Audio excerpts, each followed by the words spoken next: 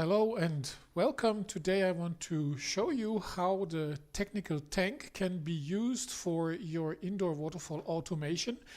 And I want to show you the connections we have prepared for the automation. So here on that side we have a drilling for the backflow, a drilling where we weld a valve for emptying the whole system.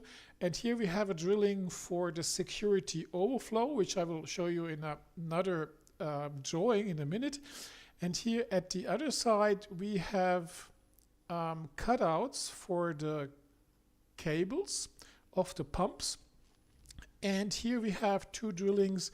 One is for the reverse osmosis supply hose, and the other is for the supply hose of the water additive. So this one is like the large version, and I will show you a project where we have used that size.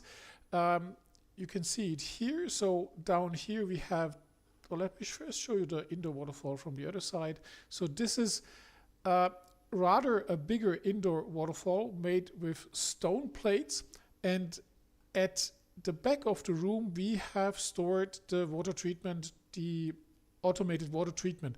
So inside this technical tank there is a pump and a dirt filter, and from here we are pumping the water to the front at the top to the overflow channels where the water is distributed on the stone slabs. Then the water is collected down here in the bottom tank, which is elevated a little bit so that this water can flow further by gravity to the technical tank in the back. And here you see down here, this is the drilling which we have here for the backflow. And here we have the security overflow. So in order if the swimming valve would fail, then the water would be redirected here to the drain, and down here we have the valve to empty the whole system. What you also can see down here, what I recommend, is a drip tray where you place a sensor in order to stop the water supply and stop the pump if there is any kind of leak or moisture. So this is the basic setup for the technical tank, and I just want to show you also the console. So this element here can be used to mount the swimming valve and the hose. So here you can see the swimming valve, and also here you can mount the hose of the water additive, which in this scenario comes here from above. But you can store the water additive and the metering unit and the reverse osmosis also below the technical tank, like in this example. So here we have not such a big indoor waterfall. It's made out of glass. Down here we have a slim bottom tank. The water is redirected to the basement, where then we have the technical tank. Again, the pump, the dirt filters are in here. And then we have below the technical tank, we have the reverse osmosis metering unit and the canister. And in this scenario we have put the emptying valve at the bottom side of the technical tank.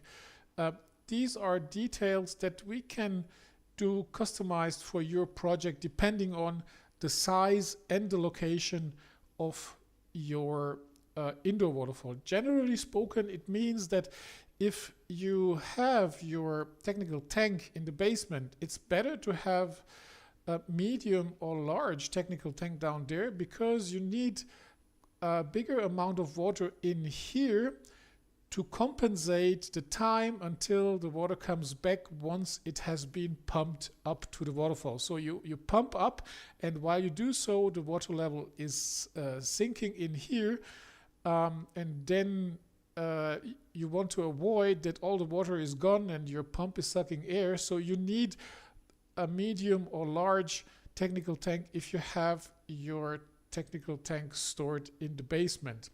But if you have your technical tank stored, like in this example, in the room in the back, you can use also a smaller one, because it's not such a long way until the water returns, and these two water levels here inside the front bottom tank and here in the back inside the technical tank, these water levels, they communicate with each other, so it's not a big difference once the pump starts regarding the water level. So if you have your technical tank stored in the room in the back and your waterfall is rather medium sized, then you can use a small or a medium sized technical tank.